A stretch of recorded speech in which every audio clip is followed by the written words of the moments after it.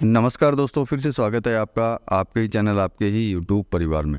तो देखिए, black pepper मतलब काली मिर्च के ऊपर वापस चर्चाएं होने लगी और वापस मेरे से पूछा जाना लगा है कि भाई काली मिर्च आगे क्या रहेगी, क्या नहीं रहेगी, तेज़ी में रहेगी या फिर नहीं रहेगी, या फिर भारत विदेशी काली मिर्च की वजह से भारतीय काली मिर्च के ऊपर किस तरह का क्या असर इसके ऊपर आने वाला है।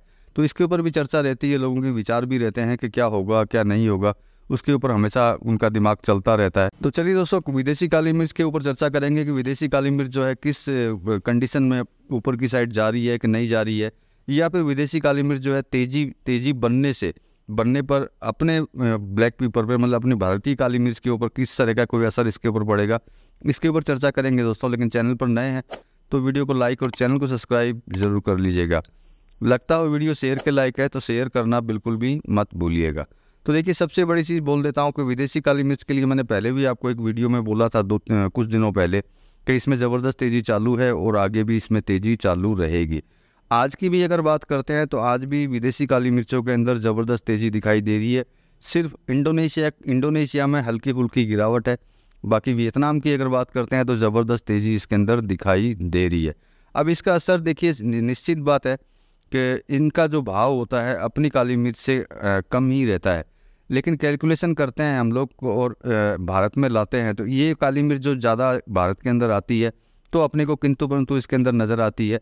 लेकिन जिस हिसाब से इनका भाव जो है मतलब इतनी तीव्र गति से जो आगे की तरफ बढ़ रहा है, तो इसका मतलब ये है कि इनके भाव आगे भी तेज़ी के अंदर ही बढ़ते रहेंगे।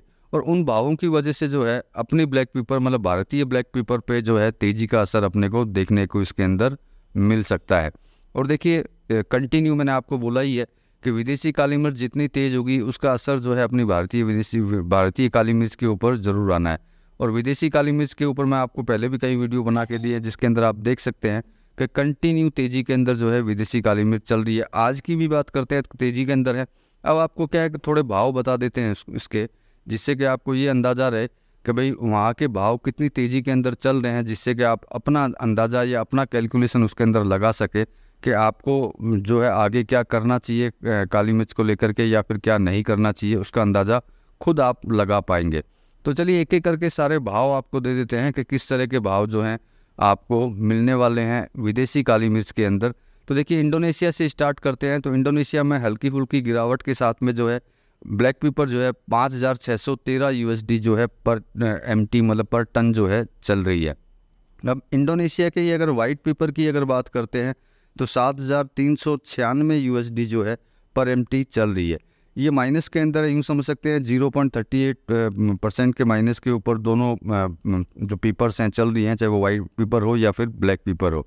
अब ब्राज़ील के पेपर रास्ता की बात करते हैं तो 6,800 USD पर MT चल रही है। ये किसी तरह की गिरावट के अंदर नहीं है, स्थिर भाव है इसके, बिल्कुल स्थिर के अंदर चल रही है। अब मलेशिया के ब्लैक पेपर की अगर बात करते हैं तो 4,900 USD पर टन चल रही है। तो इसमें भी किसी तरह की कोई गिरावट नहीं है, बिल्कुल स्थिरता के अंदर ये आगे की तरफ बढ़ रही है। मलेशिया के वाइट पेपर की अगर बात करते हैं तो 4 चल रही है। तो मतलब मलेशिया के वाइट पेपर में भी किसी तरह की कोई गिरावट या बढ़त अपने को देखने को नहीं मिल रही है। अब बात करते हैं वियतनाम की, क्योंकि यहीं के ब्लैक पेपर से ज़्यादा असर अपने भारत के ब्लैक पेपर के ऊपर पड़ता है।